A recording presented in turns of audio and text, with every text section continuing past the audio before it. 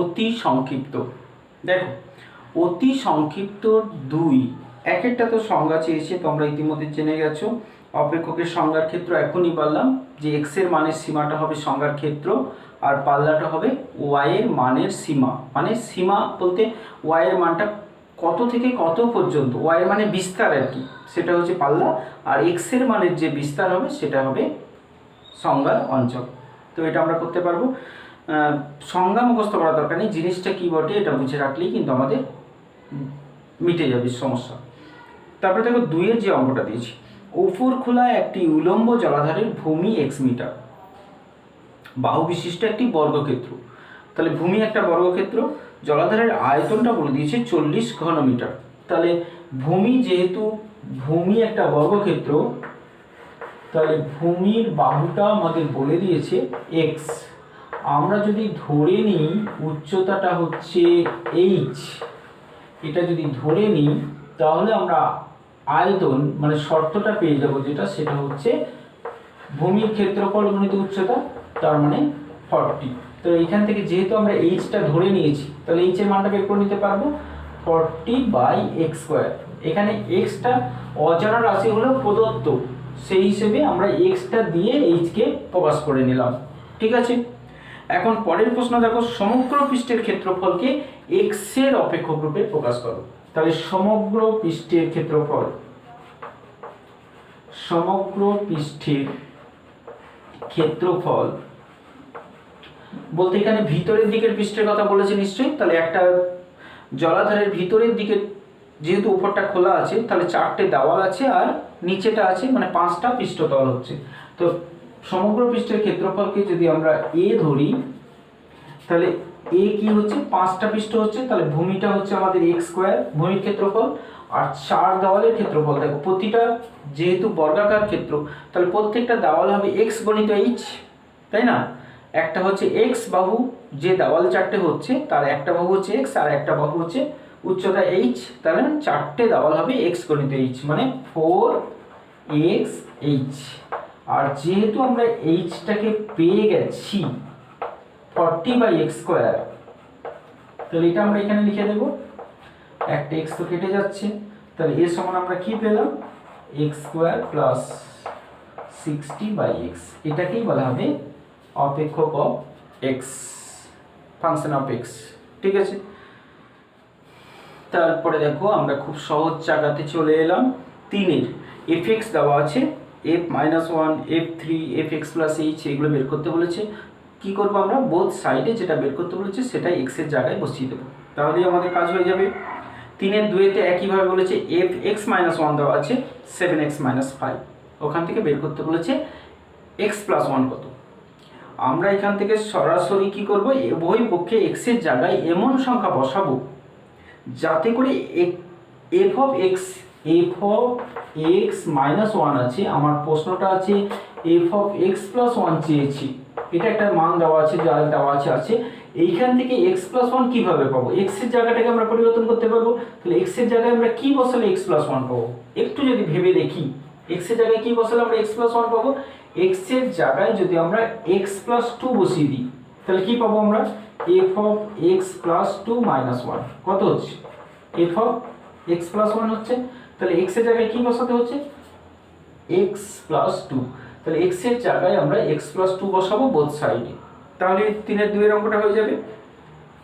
3-এর 3-এরটা একইভাবে x+3 দেওয়া আছে, x+1 দরকার, তাহলে f of x+3 দেওয়া আছে, আমাদের দরকার f of x+1। তাহলে x এর জায়গায় কি বসালে f of 1 পাবো, x এর জায়গায় কি বসাতে হবে একটু ভেবে বলো, x-2, x এর জায়গায় যদি x-2 বসিয়ে দিই তাহলেই কিন্তু x+1 পেয়ে যাব, তাই না? এইভাবে আমরা একটু ভেবে দেখে নিয়ে x এর জায়গাতে প্রয়োজন মতো তথ্যটা বসিয়ে দিলেই কিন্তু আমরা গোটা অঙ্কটাকে সমস্যার সমাধান করে ফেলতে পারবো। ঠিক আছে, 4-এরটা আমি আর বলবো না বলেছিলাম। 4-এরটা তাহলে কিভাবে হবে দেখো, এমসিকিউ এর ঠিক এরকমই একটা অঙ্ক বলেছিলাম, তখন খুব ইম্পর্টেন্ট অঙ্ক, স্টার দিয়ে রাখতে, দাগ টেনে রাখতে, চিহ্নিত করে রাখতে, সেটা হচ্ছে 7-এরটা। 7-এরটা যা বলেছি সেইভাবে তোমরা 4-এরটা 4-এর অঙ্কটা 4-এর 1, 2 দুটোই ওইভাবে করতে হবে। 5-এরটাও তাই, x এর জায়গায় একবার a + h বসাবে, আর একবার এফ এ বের করবে, তারপরে সমাধান করতে পারবে। 6 7, 7 তো ক্লাস 9-এ ছিল, 9-এর বইটা খুলে নেবে আরেকবার, তাহলেই পেয়ে যাবে। তারপরে দেখো 8-এর টার্ম, এটাও তোমরা করতে পারবে, তবু আমি একটু হেল্প করতে চাইছি, জোর করি। দেখো এখানে 5x দেওয়া আছে, log e বেস x দিয়ে বলেছে 5e two the power x এর মান কত। প্রথম প্রশ্নটা 1 নম্বরে আছে 5e two the power x, তার মানে x এর জায়গায় আমাদের কি বসাতে হবে, e to the power x, সেটা বোথ সাইডে বসাবো আমরা। তাহলে 5e two the power x কি করব, যেহেতু এইখানে x এর জায়গায় e to the power x বসিয়েছি, এই দিকেও কিন্তু আমাদের x এর জায়গায় e to the power x বসাতে হবে। আর এই ফর্মুলাটা একটু আগে আমরা পেরিয়ে এলাম, log এর বেস আর x log e base e base e মানে 1, তাই না। log মনে আছে a বেস a এর মান সবসময় 1 হয়, এটা আমরা 9-এ শিখেছিলাম। তাহলে এটা x, তার মানে প্রমাণিত হয়ে গেল। হ্যাঁ, এইরকমই x two the power m আছে, তো এখানে x two the power m যদি বসাই আমরা, দেখো 2 নম্বরটা বসাবো, যা কিন্তু সব এই তথ্যটা দিয়ে, এইটা থেকে নয়, সবসময় এইটা থেকে আমাদের আসতে হবে। তাহলে এখানে x এর জায়গায় কি বসাবো আমরা, x two the power m, তাহলে এদিকেও হবে log e বেস x এর জায়গায় হবে x two the power m, তার মানে কি হচ্ছে m log e base x। তাহলে কি প্রুভ করতে দিয়েছে, log x রাখেনি ওরা, log x এর জায়গায় আবার 5x টা বসিয়েছে, তাহলে এখানে কি হবে m of 5x, তার মানে এটা রাইট হ্যান্ড সাইড হয়ে গেল। তাহলে আমাদের লেফট হ্যান্ড সাইড থেকে যদি শুরু করি, তাহলে রাইট হ্যান্ড সাইডে এভাবে পৌঁছাতে পারছি। ঠিক আছে, নিশ্চয়ই বুঝতে পেরে গেছো, খুব সহজ অঙ্ক এগুলো। তারপরে দেখো 9-এরটা, এটাও তোমরা করেছোই মনে হচ্ছে। fx সমান আছে e to the power px plus q, এটা দেওয়া আছে fx এর মান দিয়ে। প্রশ্নটা হচ্ছে fa fp fc, প্রশ্নটাতে হচ্ছে fa into fb into fc equal to হচ্ছে f of a plus b plus c, f of a plus b plus c into e to the power x, এটা হচ্ছে প্রশ্ন। e to the power 2 কি, তো কি করবে এখানে, তাহলে এই তথ্যগুলো আমাদের সব বের করে নিতে হবে আগে। আমরা যদি লেফট হ্যান্ড সাইড নিই, তাহলে fa into fb into fc, নিশ্চয়ই পারবে তোমরা এটা করতে। fx দেওয়া আছে এটা e to the power x এর জায়গায় প্রথমে আমরা কি বসাবো, a বসাবো, তাহলে fa পাস করছি এখন, তাহলে fa সমান কি হবে, fa মানে হবে pa প্লাস q, হলো fa হলো, ইনটু fb, তাহলে x এর জায়গায় b বসাবো এখন আমরা, যা বসাবো বোথ সাইডে বসাতে হবে, তাহলে e to the power pb plus q, fc এখানে x এর জায়গায় আমরা c বসাবো, তাহলে কি পাবো আমরা, fc মানে হবে e to the power pc plus q। তার মানে সবই তো ই বেস আছে, তাহলে পাওয়ারগুলো সব যোগ হয়ে যাচ্ছে, তাহলে পিটা কমন নিলে আমরা পাচ্ছি a plus B plus C, আর কিউ কিউ কিউ যোগ করে পাচ্ছি 3q। এইটা পেলাম আমরা লেফট হ্যান্ড সাইড। এখন আমরা যদি রাইট হ্যান্ড সাইডটা দেখি, রাইট হ্যান্ড সাইডে আমাদের আছে f of a plus B plus C into E to the power 2q, এটা আছে। তাহলে f of a plus B plus C, এটা কোথা থেকে পাবো, অবশ্যই যা কিছু পাবো আমরা এখান থেকে পাবো। তো এখানে কি করব, x এর জায়গায় a প্লাস বি প্লাস সিটা বসাতে হবে, তা এখানে বসাতে হলে বোথ সাইডে বসাতে হবে, তাহলে এখানে আমরা x এর জায়গায় a plus B plus C বসাবো, এই x এর জায়গাটাতেও a plus B plus C বসাবো, তাহলে কি পাচ্ছি আমরা, e to the power p into a plus B plus C, x এর জায়গায় বসিয়ে দিলাম, plus q into E to the power 2q। এটা কি হবে, দুটো একই বেস আছে মানে পাওয়ার দুটো যোগ হয়ে যাবে, তাহলে কি পাচ্ছি p into a plus B plus C plus 3q। তাহলে কি পেলাম আমরা, লেফট হ্যান্ড আর রাইট হ্যান্ড সমান। ঠিক আছে, তাহলে এটা প্রমাণ হয়ে গেল। 10-এরটা একসঙ্গে বলে দিচ্ছি আমি, একটু খুব সহজ অঙ্ক 10-এরটাও। fx সমান কি দেওয়া আছে দেখো, mod x minus 2x, mod x minus 2x। তো এখানে প্রশ্নটা আছে f মাইনাস 1, আমি একটা করে দিচ্ছি, বাকিগুলো করবে f মাইনাস 1, তাহলে mod of minus 1 minus 2 into minus 1, তাহলে কি হবে এটা, mod অফ 1 এর মানটা কি 1, mod অফ মাইনাস 1 এর মান কত 1, তাহলে মড অফ -1 মানে 1, মড অফ 1 মানে, তাহলে এটা 1 আর এটা হচ্ছে +2, তার মানে হলো 3। এইভাবে আমাদের আরও বের করতে হবে f1। f1 এর বেলায় কী হবে, এটা তো 1ই থাকবে, কিন্তু এখানে x এর জায়গায় 1 বসে, এটা -2, তাহলে 1 - 2 মানে কিন্তু -1 হবে। তাহলে f অফ -1 3 হলো, আর f1 হবে -1। এইভাবে আমরা পরের মানগুলো বার করতে পারবো। কিন্তু f অফ -h টাকে আমরা কি করব, প্রশ্নটা হচ্ছে f অফ -h কে আমরা কি করব। তো x এর জায়গায় -h বসাবো, তাহলে mod -h -2 * -h এরকম পাবো। এখন mod -h কে আমরা কি লিখব, তো mod -h ও যাও, mod h ও কিন্তু তাই একই হয়, mod -x ও যা, mod x ও তাই, তাহলে mod -h এর জায়গায় কিন্তু আমরা mod h বসাতে পারবো, আর এটা +2। ঠিক আছে, তাহলে এটা মনে রাখবো আমরা, mod x ও যা, mod -x ও তাই।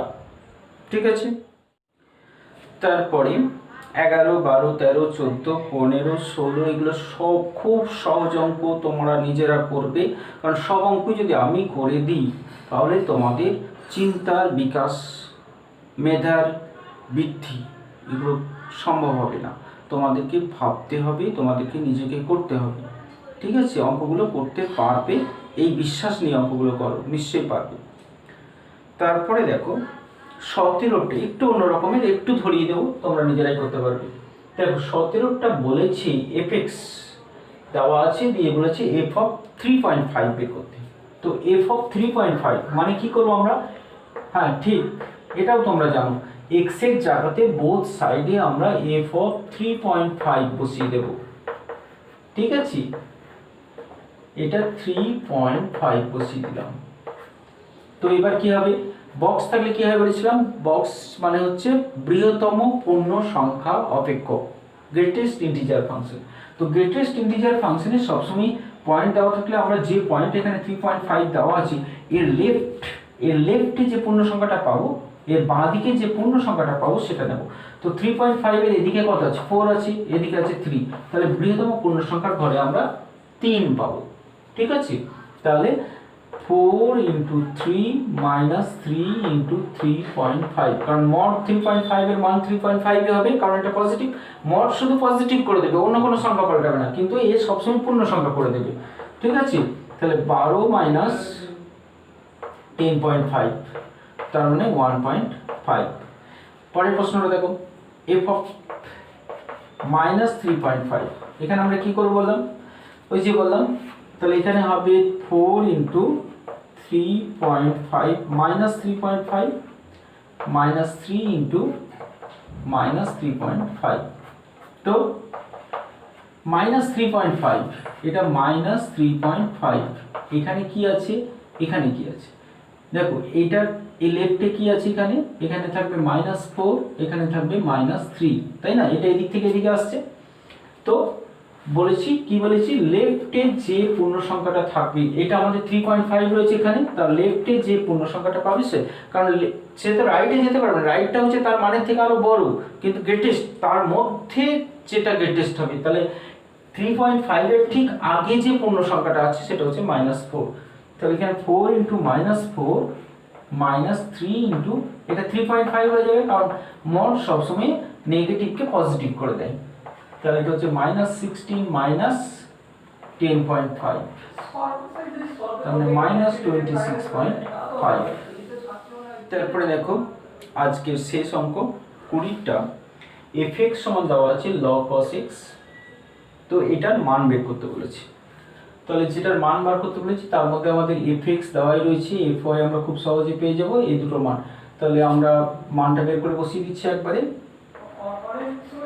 fx, তাহলে fx মানে কি হবে, তাহলে আমাদের fx মানে আমরা মানটা যদি বসিয়ে দিই তাহলে পাবো cos of log x into fy মানে হচ্ছে cos of log y minus cos of log y minus half of fx by y মানে হবে cos log x by y, x এর জায়গায় x বাই y, আর প্লাস cos log xy ঠিক আছে, F of X by Y মানে হচ্ছে X এর জায়গায় এক্স বাই ওয়াই, আর এফ অফ এক্স ওয়াই মানে এক্স এর জায়গায় এক্স ওয়াই, এক্স এর জায়গায় এক্স ওয়াই। ঠিক আছে, গোটা লাইন পেয়ে গেলাম। তারপরে আমরা পরের লাইনে একই রাখছি, এই জায়গাটাতে কিছু করার নেই, কারণ দুটো কসের মধ্যে যেহেতু থিটার পজিশনটা আলাদা, এটার সঙ্গে এটা আলাদা, তার মানে এই দুটো এক জায়গা হবে না, যা আছে তাই থাকবে।